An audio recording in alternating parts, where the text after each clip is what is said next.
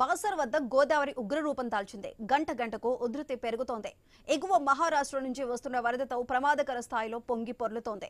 పుష్కర ఘాట్లన్నీ నీట మునిగాయి. ప్రమాదాలు జరిగే అవకాశం ఉండటంతో రెవెన్యూ పోలీసు అధికారులు అప్రమత్తమయ్యారు. ప్రజలు గోదావరి నది వైపు వెళ్లకుండా బందోబస్తు ఏర్పాటు చేశారు. పుణ్య స్నానాలకు అనుమతి నిరాకరిస్తున్నారు.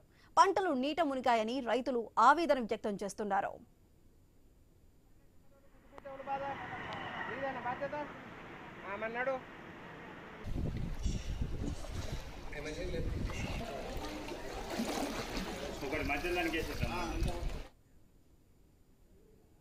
బాసర్ వద్ద గోదావరి ఉగ్రరూపం దాల్చింది. గంట గంటకు ఉధృతి పెరుగుతోంది.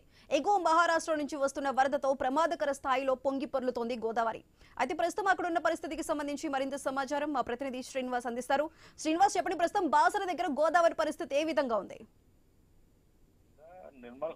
ఎగువన మహారాష్ట్రలో కురుస్తున్న భారీ వర్షాలతో అయితే బాసర గోదావరికి భారీగా వరద నీరు పోటెత్తడంతో అయితే గోదావరమ్మ ఉగ్రరూపం దాల్చి దిగువనకైతే ప్రవహిస్తోంది. ఇప్పటికే బాసరలో ఉన్నటువంటి అమ్మవారి క్షేత్రానికి సంబంధించిన పుష్కర ఘాట్ తో పాటు వేదహారతి శివలింగాలు పూర్తిగా ఈ వరద నీటిలోనైతే మునిగిపోయిన సందర్భాలు ఉన్నాయి. ఈ నేపథ్యంలో గోదావరి నదిలో పుణ్య స్నానాలను నిషేధించి బారికేడ్లను అయితే ఏర్పాటు చేశారు పోలీసులు. మరోవైపు గోదావరి నుంచి బాసర అమ్మవారి ఆలయానికి వెళ్లే ప్రధాన రహదారి కూడా పూర్తిగా వరద నీటితోటి నిండిపోవడంతో అయితే ఇటు రాకపోకలను కూడా నిలిపివేశారు. మరోవైపు గోదావరి పరివాహ ప్రాంతం వైపు ఎవరు కూడా వెళ్లొద్దంటూ కూడా ఇటు పోలీసులు, రెవెన్యూ శాఖ అధికారులు అయితే హెచ్చరికలు అయితే జారీ చేయడంతో పాటు లోతట్టు ప్రాంత ప్రజల్ని, పశువుల కాపర్లు, మేకల కాపర్లు అప్రమత్తంగా ఉండాలంటూ అధికారులు అయితే సూచనలు అయితే తెలిపారు.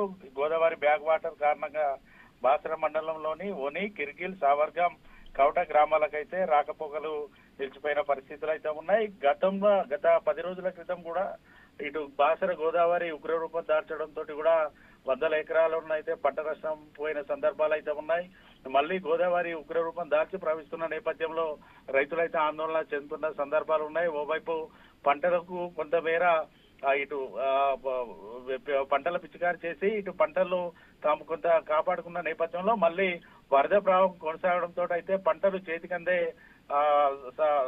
చేతికి అందడం కష్టంగా ఉందంటూ కూడా రైతులైతే ఆందోళన చెందుతున్న పరిస్థితులు అయితే ఉన్నాయి. ప్రభుత్వం తమను ఆదుకోవాలంటూ కూడా రైతులైతే వేడుకుంటున్నారు. మరోవైపు గంట గంటకి గోదావరి ఉగ్రరూపం దాల్చుతూ వరద నీటి మొత్తం పెరుగుతూ ఉండడంతో అయితే ఎక్కడికక్కడ ఇటు